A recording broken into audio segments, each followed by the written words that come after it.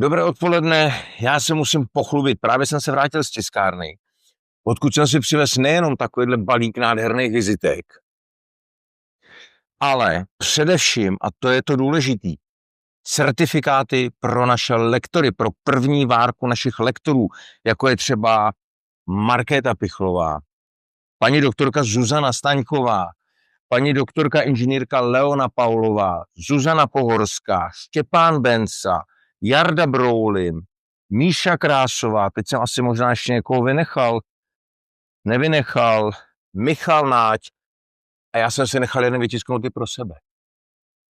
Mám z toho obrovskou radost a tyhle ty certifikáty teď hned začnu balit a distribuovat pro naše lektory, aby měli taky nějakou památku a taky nějaké potvrzení o tom, že spolupracují s INEFkem, inefko.cz.